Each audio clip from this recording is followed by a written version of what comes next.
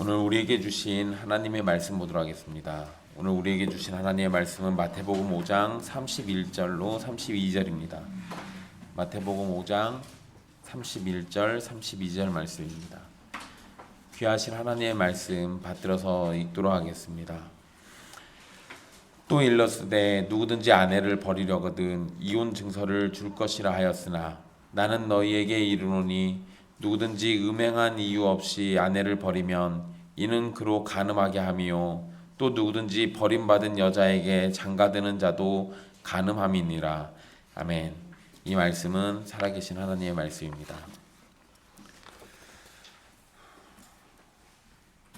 지난 시간 간음에 대한 말씀을 함께 살펴봤습니다. 우리 바리새인과 서기관들은 단지 간음하지 말라는 것에만 관심이 있지만 예수님은 그들보다 더 나은 의를 말씀하시면서 음욕을 품고 여자를 보면 마음으로 이미 간음한 것이라고 가르쳐 주셨습니다. 우리는 예수님의 말씀을 통해서 육적인 간음과 영적인 간음이라는 죄가 우리에게 있다는 사실을 알게 되었고, 이 문제에 대한 해답은 오로지 예수 그리스도를 믿는 길 외에는 없다는 것도 함께 듣게 되었습니다. 오늘은 이혼에 대한 문제를 말씀하신 본문을 살피게 됩니다. 하나님께서 처음 사람에게 허락하신 기관은 가정입니다. 가정은 순서대로 한다면 교회보다 먼저 존재했습니다. 하나님과 사람의 관계를 제외하고는 가정이 제일 중요한 기관입니다. 그렇기 때문에 성경에서 이 가정에 대해서 가르쳐 주시는 말씀들은 우리에게 굉장히 엄중한 명령이고, 또 이 가정이 기반이 되고 그러한 가정들이 모여서 교회를 이루게 되는 겁니다. 그러니까 이 가정은 분명히 중요한 건데, 하지만 오늘날은 가정의 소중함에 대해서 별로 중요하게 생각하지 않는 시대가 되어버렸습니다. 물론 많은 사람이 가정을 지키고 가정을 사랑하고 가정을 소중하게 여깁니다. 그럼에도 우리 시대는 가정을 너무 쉽게 생각하는 경향이 분명히 있습니다. 그리고 그러한 경향은 이혼에 대한 생각으로 나타나고 있습니다. 이혼이 쉽게 벌어진다라는 것은 우리가 너무나도 잘 알고 있는 얘기입니다. 그런데 달리 생각해 보면 결혼도 쉽게 한다는 거예요. 그러니까 이혼이 쉬운 겁니다. 결혼을 무겁고 어렵게 결정하고 했다면, 그러면 이혼에 대해서도 그와 동일하게 여겼을 것인데, 결혼을 굉장히 쉽게 여기니까 그에 따라서 이혼도 쉬워지는 겁니다. 많은 사람들이 결혼을 감정 따라서 합니다. 그래서 이혼도 감정 따라서 합니다. 이러한 문제들이 오늘날 가정을 파괴하는 심각한 문제가 되고 있는 겁니다. 이 본문, 동일한 본문을 가지고 2015년도에 설교했었을 때, 그때 제가 통계청 자료를 살폈을 때는 그 당시에는 통계청 자료에 따르면 세 가정당 한 가정이 이혼하는 수치였습니다. 그러니까 100명이 결혼하면 그 중에 30명 정도가 이혼하는 수치였습니다. 근데 제가 어저께 다시 통계청 자료를 살펴봤어요. 2023년 7월 기준으로 하면 두 가정당 한 가정이 이혼합니다. 2023년 7월 기준으로요, 결혼이 15,000 커플이 결혼을 했는데 7,000 커플이 이혼했어요. 그러니까 결혼하면 두 쌍 중에 한 쌍이 이혼한다는 얘기죠. 2015년도보다 수치가 더 확 늘어난 겁니다. 그리고 이 수치는 2018년도부터 지금까지 계속 동일하게 유지되고 있어요. 참 신기한 건 코로나 기간에 이혼율이 약간 내려갔습니다. 특이하죠. 기이한 일이에요. 저는 생각에 코로나 때문에 부부가 붙어있는 시간이 더 많으니까 그러면 싸워서 이혼을 더 많이 하지 않았을까 생각에 살펴봤는데 생각보다 덜 싸웠어요. 그러니까 부부가 함께 있는 걸 두려워하지 마십시오. 어쨌든 여러분, 우리 시대에 이혼율이 이렇게 높다라는 거는 심각한 문제라는 거죠. 예전에는 이혼한 사람을 이혼남, 이혼녀 이렇게 불렀습니다. 지금은 그렇게 표현하면은 굉장히 불쾌하죠. 그래서 지금은 그렇게 부르지 않고 그냥 돌싱이라고 합니다. 돌아온 싱글. 그래서 저 TV 프로 중에 돌싱글즈라는 프로그램이 있더라고요. 그러니까 이혼한 사람들이 다시 이렇게 뭐 연인이 되고 뭐 결혼하고 뭐 이런 거 프로그램인 것 같은데 무서워서 못 봤습니다. 근데 그게 시즌 4까지 있더라고요. 그러니까 굉장히 인기가 많았다는 거죠. 뭐 여러분 이혼남 이혼녀를 돌싱이라고 부르는 거 우리 그런 사람들의 아픔을 공감해주고 그렇게 해서 그런 표현을 부르는 거는 어느 정도 이해해줄 수 있습니다. 그런데 이런 표현의 변화는 이혼에 대해서 많이 관대해졌다라는 것을 보여주는 거기도 합니다. 그리고 이제는 이혼이 흠도 아니고 이혼을 죄 지은 것처럼 여기지도 않았습니다. 예전에는 이혼하고 나면 마치 죄인인 것처럼 살았어요. 근데 사실 그렇게 죄인인 것처럼 몰아세워가지고 하는 것도 문제가 있죠. 그것도 심각한 문제가 있는 거지만, 그런데 이젠 그것 자체가 아무런 문제도 안 되는 것처럼 이야기하는 것도 우리에게는 좀 심각하게 생각해볼 문제가 되는 거예요. 오늘 본문과 관련해가지고 제가 2015년도에도 똑같이 했었습니다. 설교자들이 이 본문 가지고 설교를 얼마나 하나. 그때도 설교자들이 별로 이 본문을 설교를 안 했어요. 유명 설교자들이 이 본문 설교를 안 합니다. 그리고 어저께 다시 또 살펴봤는데 어저께도 마찬가지였어요. 그러니까 설교자들이 의도적으로 피하는 본문이라는 거예요. 왜냐하면 교회 안에 이혼한 사람들이 있고 그들에게 상처를 주고 마음을 불편하게 할 것이 염려되기 때문에 그래서 그런 겁니다. 그런데 여러분, 언제나 중요한 건 사람들의 생각이나 감정이 아니라 하나님께서 어떻게 생각하시느냐, 하나님이 무엇이라고 말씀하시느냐, 이게 중요한 겁니다. 다른 말씀들도 하나님의 말씀이듯이 오늘 본문도 하나님의 말씀입니다.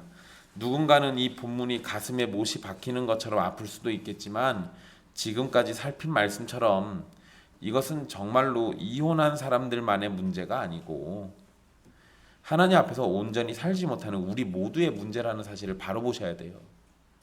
그러니까 이런 이혼에 관한 문제, 이런 본문들이 나올 때 이혼한 사람들이 죄책감을 느끼는 것은 당연한 겁니다. 그런데 그들만 느껴서는 안 되는 거예요. 우리 모두의 죄와 다 연결되어 있다라는 거예요. 그러니까 그들만 손가락질을 할 것도 아니고 그들만 죄책감을 느낄 것도 아니라는 겁니다.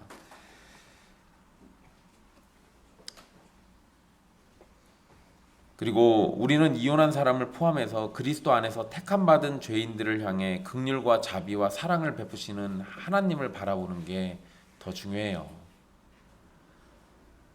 하나님이 이혼한 사람들이라고 해서 용서 안 하시는 거 아니잖아요. 이혼한 사람들만 따로 떼가지고 구원해서 제외시키시는 거 아니잖아요. 그러니까 우리는 이러한 죄악된 일들이 있을 때 그 너머에 모든 것을 용서하시고 우리를 품어주시는 하나님을 바라봐야 하는 거예요. 그게 우리에게 요구되는 겁니다. 31절 말씀을 보시면 누구든지 아내를 버리려거든 이혼 증서를 줄 것이라 라고 이렇게 당시 유대인들이 가르쳤던 내용을 예수님이 말씀하십니다. 사실 이 말씀은 신명기 24장 1절에서 3절의 말씀을 근거로 해서 이혼하려면 이혼 증서를 써주면 된다는 생각을 가지고 있었습니다. 유대인들이 집중한 건 두 가지인데요. 일단 신명기 24장 1절에서 이 4절까지예요. 근데 그 본문이 뭐라고 얘기하는지가 중요한 게 아니고 유대인들은 그 본문에서 두 가지에 집중을 합니다. 일단 첫 번째는 합법적인 이혼의 사유. 합법적으로 이혼할 수 있는 사유가 무엇이냐 요거에 집중을 했고요. 그 다음에 두 번째는 배우자, 대부분 여자입니다. 여자에게 재혼할 수 있는 자유를 허락하는 증서가 주어져야 한다는 것. 이 두 가지에 집중을 합니다. 그러니까 왜 주님이 그 말씀을 주셨는지 그 의도를 보는 게 아니고 그 말씀을 활용해가지고 이혼을 자유롭게 할 방도를 생각해냈다는 거예요. 그래서 유대인들은 나름대로 합법적인 이혼의 사유를 만들어내게 됩니다. 사실 여러분 신명기 말씀은 일단 찾아봅시다. 그냥 이렇게 말씀드리면 여러분들이 신명기가 도대체 뭔 소린가 싶을 것 같으니까요. 신명기 24장 1절이에요. 신명기 24장 1절에서 4절인데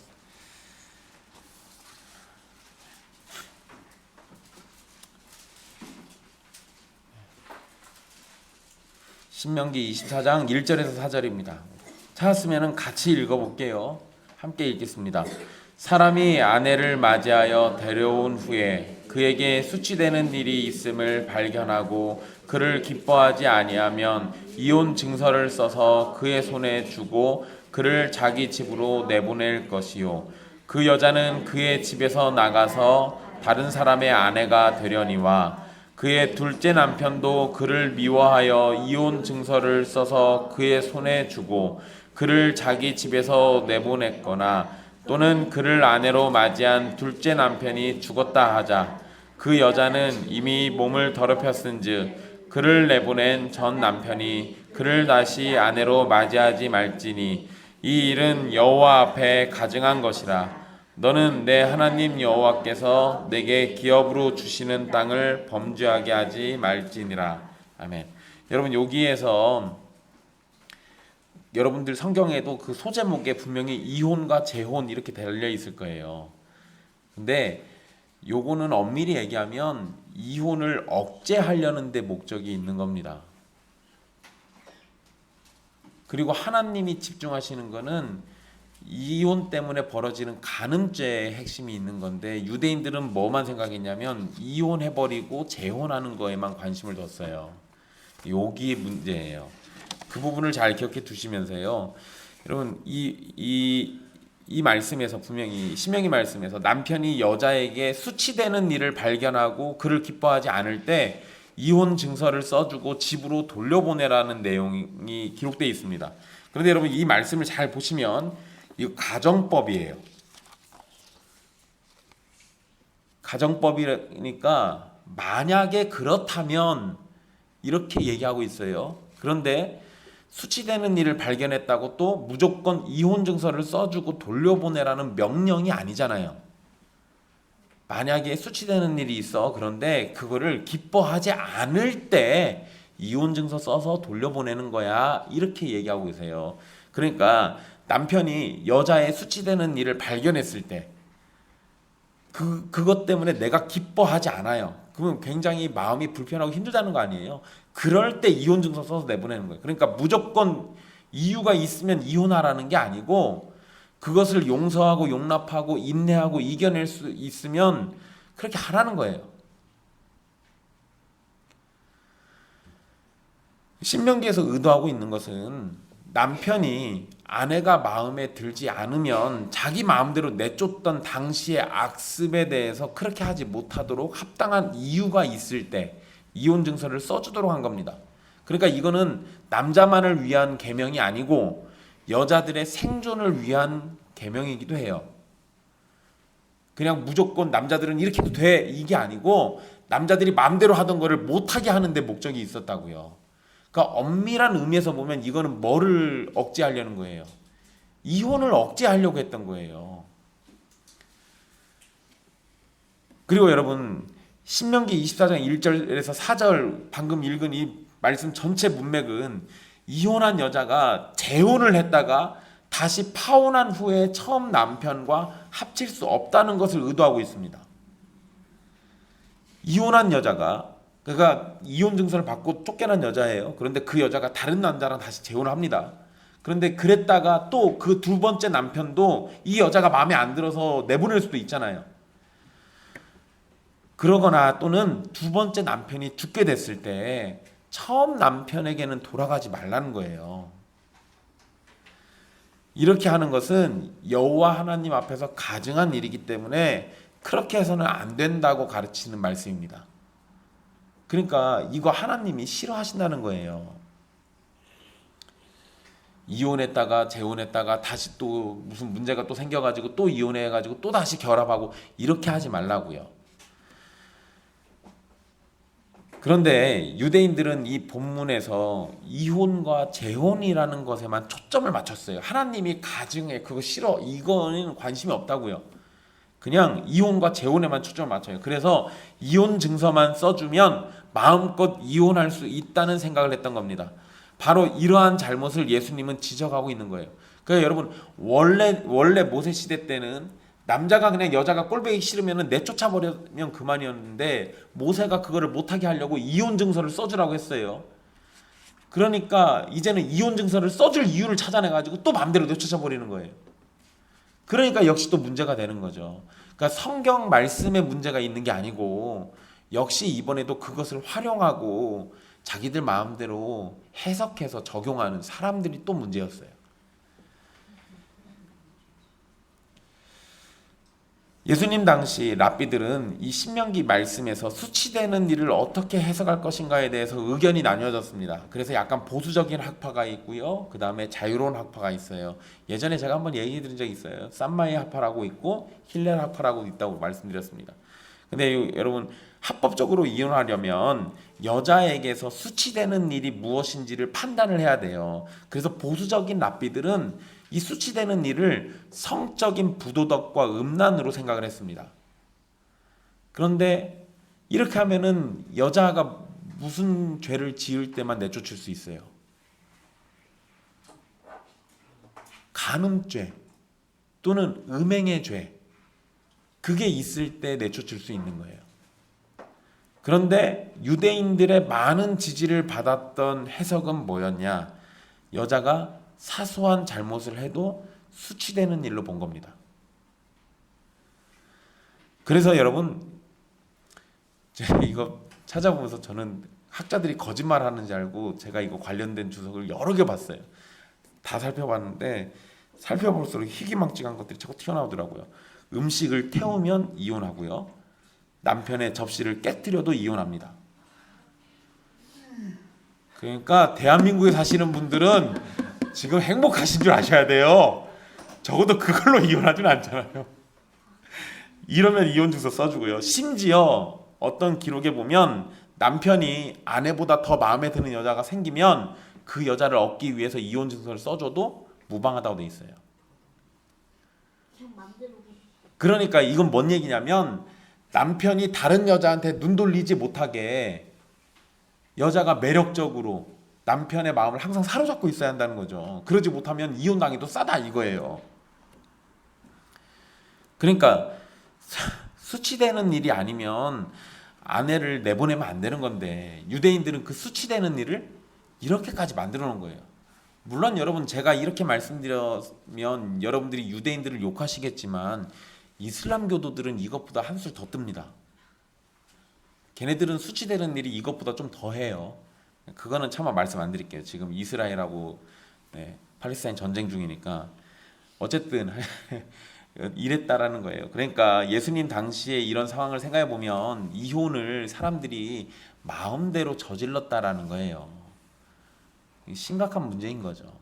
그리고 여러분, 여자가 이혼당하면 이혼 증서가 생겨도요, 이혼했기 때문에 흠이 생기잖아요. 흠이 생기면 사람들이 정상적으로 그 여자들을 대해주겠습니까? 그러지 않겠죠. 이혼 증서는 재혼할 수 있는 권리를 주는 거예요. 그런데 이렇게 이혼당한 여자들이 재혼하는 경우도 있지만 대부분은 재혼하지 못합니다. 흠이 있어서 이혼당한 걸로 치부되니까. 그러면 이제 이 여자들은 생존에 문제가 생겨요. 이렇게 돼버리니까 원래 신명기가 의도했던 그 말씀의 의도와는 정 딴판으로 흘러가 버린 거예요. 그래서 예수님은 32절의 말씀처럼 원래 신명기의 말씀의 의도가 뭔지 명확하게 밝혀버리십니다. 누구든지 음행한 이유 없이 아내를 버리면 이는 그로 간음하게 함이요, 또 누구든지 버림받은 여자에게 장가드는 자도 간음함이니라. 음행한 이유가 아니라면 아내를 버리는 것은 하나님 앞에서 죄라는 사실을 분명하게 말씀하고 계십니다. 음행의 이유가 아니면 누구도 아내를 버려서는 안 됩니다. 여기에서 음행한 이유라고 하신 표현은 간음이라는 말과는 약간 다른 의미예요. 간음은 결혼 중에 일어나는 성범죄라면 음행은 간음을 포함하는 모든 성적 부도덕함을 얘기해요. 그러니까 여러분 그냥 간음죄로만 여긴다라고 하면 여자가 바람피면 이혼해도 돼요. 근데 간음죄가 아니라 음행의 죄잖아요. 그러면 성적인 부도덕함은 다 이혼 사유가 된다라는 거예요. 예수님은 성적인 부도덕이 있지 않는 이상은 이혼은 허락되지 않는다고 가르치고 계신 겁니다. 근데 여러분 여기에서도 우리가 조심할 게 있어요. 음행을 저지르면 무조건 이혼해버리라고 하신 거예요? 그거 아니에요 또. 예수님은 음행을 저질렀다고 무조건 이혼하라는 게 아니라 만약에 음행을 저지르면 이혼할 수도 있다고 가르치는 거예요. 이혼해버리라가 아니고. 예수님께서는 버림받은 여자에게 장가드는 자도 간음하는 거라고 말씀하십니다.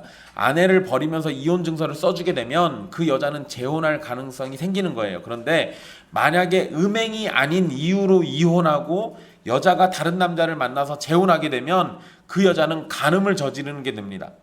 그 여자에게 장가든 남자도 함께 간음을 저지르게 되는 거예요.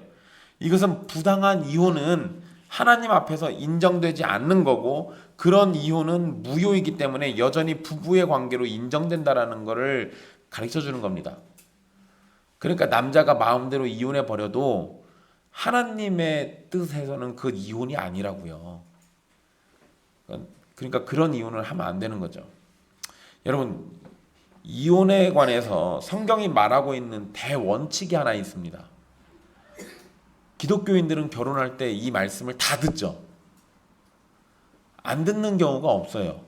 마태복음 19장 6절 말씀인데요. 그런즉 이제 둘이 아니요 한 몸이니 그러므로 하나님이 짝지어 주신 것을 사람이 나누지 못할지니라. 이 말씀 안 듣고 결혼하는 기독교인은 아무도 없어요.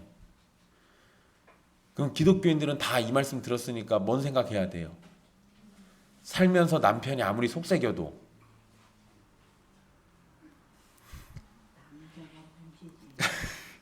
아니 살면서 남편이 아무리 속삭여도 어떻게 하라는 거예요?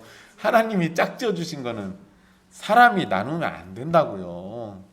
이게 성경이 가르쳐주고 있는 결혼의 대원칙이에요. 하나님이 짝지어 주신 건 사람이 나누면 안 됩니다. 사람이 결혼하는 것은 하나님의 짝지어 주심 때문에 생겨난 일이에요. 대부분은 결혼을 뭐라고 생각합니까? 내가 좋아서 내가 결정한 걸로 생각해요. 근데 그거는 그 당시 여러분들의 감정이었을 뿐인 거고 실제 그 결혼의 주역은 누구시냐면 하나님이에요. 하나님이 짝지어 주셨기 때문에 두 사람이 결혼한 거라고요. 여러분이 태어난 것도 하나님께서 여러분의 부모님을 짝지어 주셨기 때문에 태어난 겁니다. 여러분의 자녀가 태어나는 것도 하나님께서 여러분을 통해 미리 준비하신 겁니다. 그런데 우리는 결혼도 내 마음대로, 이혼도 내 마음대로 하는 경향이 있죠. 이거는 심각한 문제가 있는 거예요. 우리 이혼에 대해서 여러 이유를 말합니다. 여러분들 이혼한 사람들이 제일 많이 하는 얘기가 뭐예요? 성격 차이. 그럼 성격이 똑같겠어요? 살아온 환경이 다른데. 성격 차이는 말이 안 돼요. 핑계가 안 됩니다. 경제 문제, 성 문제, 부모와의 대립, 배우자의 불륜, 이런 가지가지 여러 가지 이유들이 있죠. 여러분 요즘은 무슨 배우자의 불륜 때문에 이혼하는 것보다 돈 때문에 이혼하는 경우가 훨씬 많습니다. 수치가 달라졌어요. 예전에는 배우자의 불륜 때문에 이혼했는데 요새는 여자들이 남자들의 그 경제력 때문에 이혼을 많이 해요. 그러니까 이거는 지금 사람들의 생각이 또 바뀌어가고 있다는 거예요. 뭐가 중심이었어요? 적어도 여러분 옛날에 불륜 때문에 이혼하는 거였으면 뭐를 마음에 두고 중심으로 이 결혼 관계 중심을 뭘로 두고 있는 거예요? 상대방과의 그 관계 자체를 중요하게 여겼어요. 근데 돈 때문에 이혼하는 거는 그 중심에 뭐가 있는 거예요? 돈이에요, 돈. 적어도 옛날에는 사랑 때문에 사랑에 배신당해가지고 이혼했다면 지금은 돈이 없어서 이혼한다고요. 사람들이 옛날보다 확실히 더 악해진 거예요.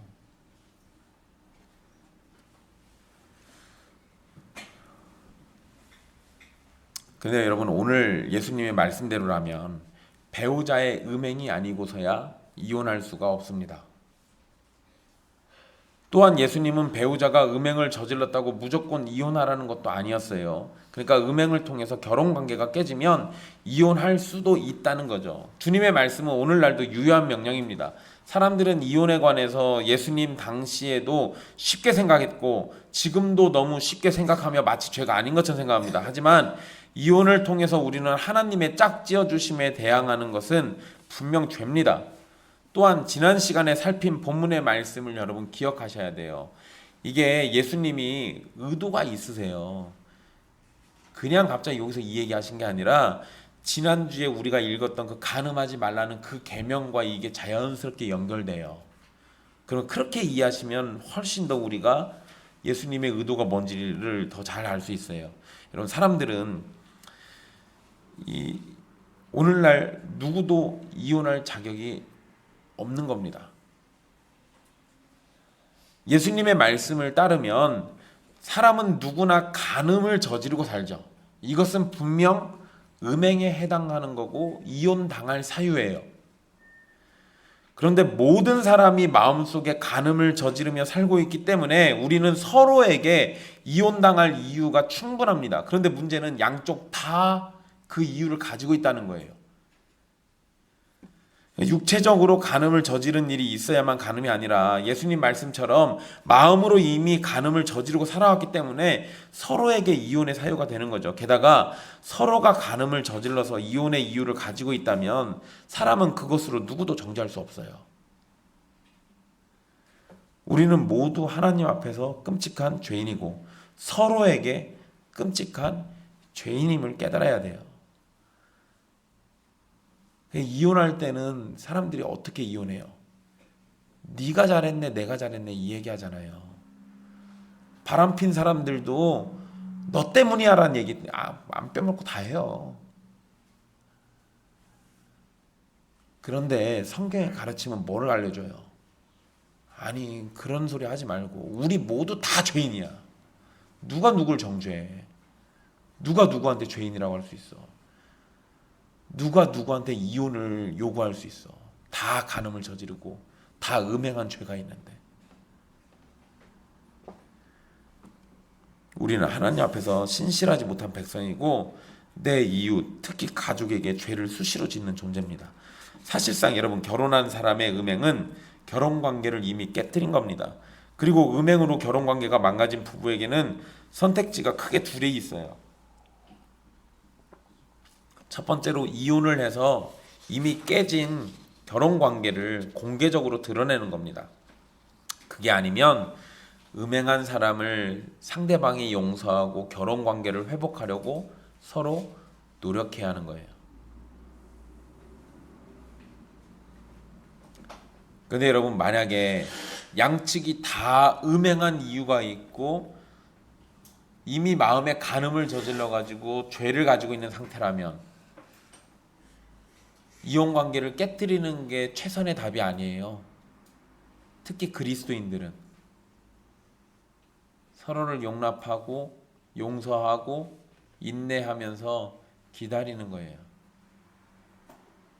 그게 우리가 취할 수 있는 가장 좋은 답이에요.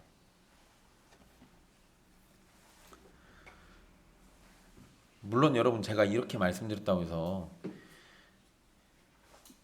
이혼은 절대 안 돼 이렇게 답을 내려드리고 그렇게 하지 않으면 교회에서 쫓아낼 것처럼 말씀드리는 건 아닙니다. 왜냐하면 사람의 삶에서 벌어지는 그 이혼과 관련된 문제는 여러 가지 얽혀 있는 게 많아요. 그래서 그걸 제가 단정적으로 말씀드리는 건 아니에요. 그런데 하나님의 말씀에 따르면 우리는 적어도 이런 자세를 가지고 있어야 한다는 거예요. 여러분, 이혼과 관련해 가지고 구약 성경에서 하나님의 뜻을 우리가 더 명확하게 알 수 있는데요. 일단 하나님은 이혼을 싫어하십니다. 아예 명시적으로 써놓으셨어요. 말라기 2장 16절인데요. 그 말씀의 중간에 이렇게 나옵니다. 나는 이혼하는 것과 옷으로 학대를 가리는 자를 미워하노라. 하나님은 이혼하는 자를 미워합니다. 싫대요, 그거.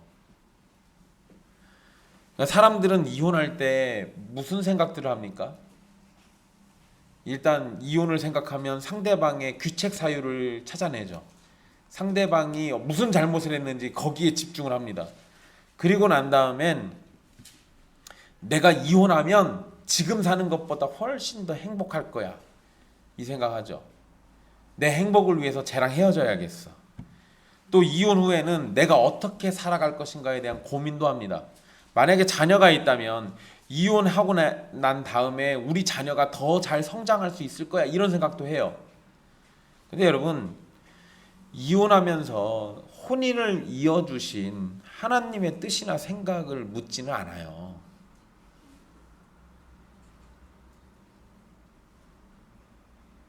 하나님이 어떤 감정으로 우리의 이혼을 대하실 것인가에 대해서 고민을 안 한다고요. 왜 그럴까요? 의도적으로 피하는 거예요.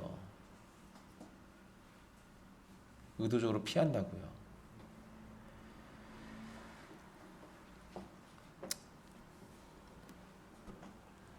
하나님은 분명 이혼하는 것을 미워하십니다. 그것은 하나님 앞에서 의가 아니고 하나님의 뜻을 거스르는 죄이기 때문에 그래요. 하지만 여러분, 앞에서 언급해 드렸던 것처럼 이혼한 사람만 죄인인 건 아니에요.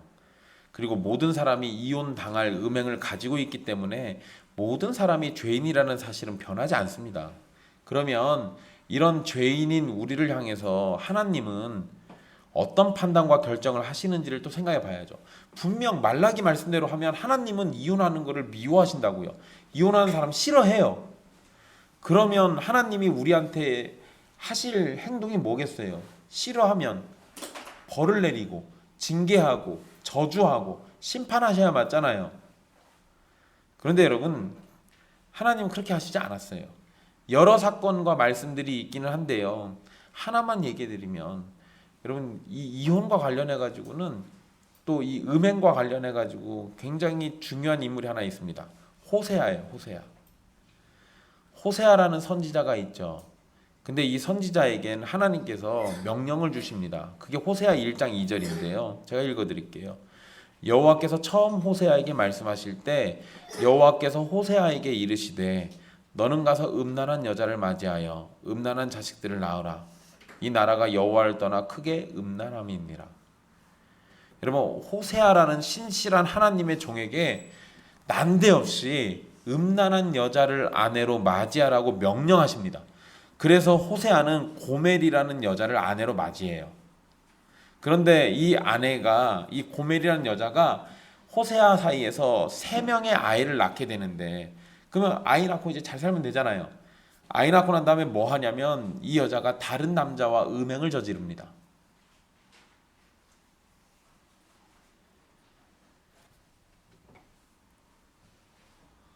참 심란하죠. 거기다가 여러분, 하나님의 명령을 보면요, 음란한 여자를 맞이해서 음란한 자식을 낳아라, 이렇게 얘기하셨어요.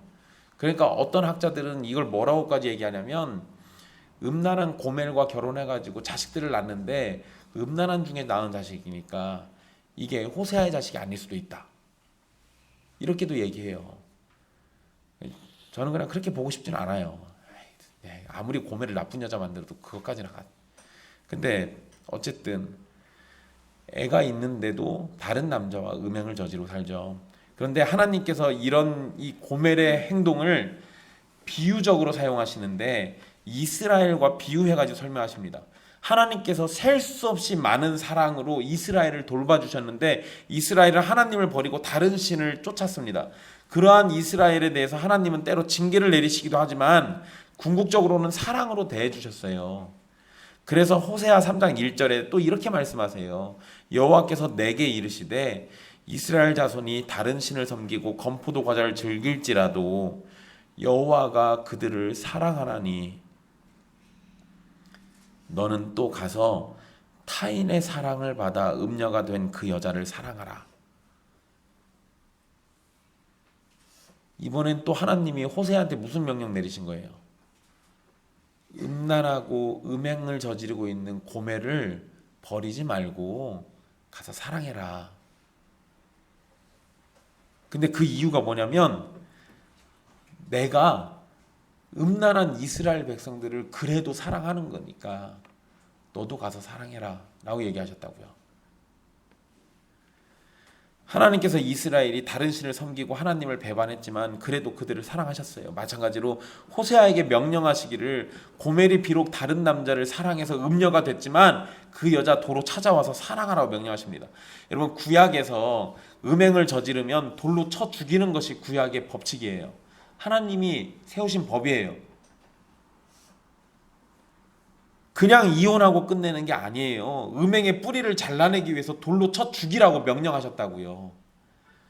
그런데 하나님은 자신을 버리고 다른 신들과 음행을 저지른 이스라엘을 대해서 돌로 쳐 죽이는 형벌 대신에 사랑을 베푸셨어요. 이것을 결혼 관계에 적용한다면 우리가 하나님의 신부로 순결하게 살아야 하지만 우리는 하나님이라는 남편을 버리고 죄와 사망이라는 추악한 남편을 맞이한 겁니다. 이런 죄는 결국 죽음으로 값을 치러야 하는데 하나님께서 더러운 우리를 다시 순결한 신부처럼 여겨주시고 사랑해 주시기로 한 거예요. 우리가 하나님을 알지 못하고 섬기지 않고 예배하지 않고 우리가 원하는 대로 살면서 돈과 명예와 권력과 세상의 기쁨이라는 우상들을 음란하게 쫓아 산 것은 분명 하나님 앞에서 더럽고 추악한 음행입니다. 그러니 당연히 이혼 사유에 해당하고 돌로 쳐 죽여도 할 말이 없는 거예요. 하나님이 우리 외면하셔도 우리는 할 말이 없는 거라고요. 그런데 하나님께서는 우리에게 진노하시기를 멈추시고 우리가 구원받을 수 있도록 예수 그리스도를 보내주셨어요. 우리가 받을 음행의 죗값을 순결하신 예수님이 대신 받도록 하셨고 예수님의 순결을 우리의 순결이 되도록 전가해 주신 겁니다. 그리고 예수 그리스도 안에서 우리가 음행을 버리고 다시 하나님께로 돌아설 수 있도록 이끌어 주시고 인도해 주십니다. 주님께서 우리에게 이렇게 해주셨기 때문에 우리도 우리에게 잘못을 저지른 사람을 향해서 용서를 할 수 있는 겁니다. 심지어 나를 버리고 다른 사람과 간음을 저지른 배우자에 대해서도 우리는 용서할 수 있어야 돼요. 우리 주님이 그렇게 하셨으니까. 우리 주님이 우리를 그렇게 대해주고 계시니까. 내가 먼저 하나님께 용서받았기 때문에 그렇게 우리가 용서하고 또 우리에게 죄 지은 사람들을 빛의 길로 인도하는 것이 하나님께 받은 사랑을 증거하는 일입니다. 사랑하는 형제 자매 여러분, 우리는 마음으로 간음을 저지르는 죄인이고 하나님 앞에서 음행의 죄가 있는 자들입니다. 우리는 하나님께 버림받아 마땅하지만 하나님은 우리를 버리지 않으시고 주의 사랑으로 품어주셨어요. 하나님께 받은 용서와 사랑으로 여러분의 삶을 채우시고 여러분의 삶 속에서 하나님의 용서와 사랑을 증거하고 그렇게 하나님을 닮은 삶을 살아가는 여러분이 되십시오. 하나님의 말씀을 자기에게 유리한 대로 바꿔가며 죄를 짓는 미련한 자리에 서지 마시고 모든 일에 순전한 자가 되기를 또한 소망하십시오. 우리에게 남아있는 더러운 죄악의 흔적까지도 주님의 사랑과 진리의 말씀과 성령의 능력으로 없이 해주실 겁니다.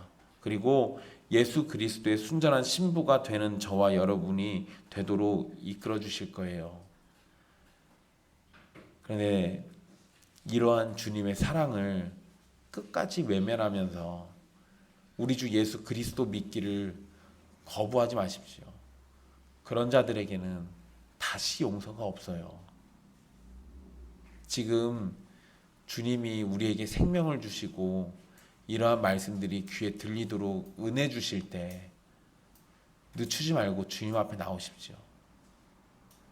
이것을 거부하고 끝끝내 주님을 외면하면 그런 자들에게 남는 건 하나님의 극심한 심판과 지금까지 참아왔던 인내가 폭발해서 감당할 수 없는 저주가 쏟아져 내릴 겁니다. 주님의 사랑이 있을 때, 그 사랑이 예수 그리스도 안에서 여러분들을 향하고 있을 때 그 사랑을 놓치지 마십시오. 기도하겠습니다.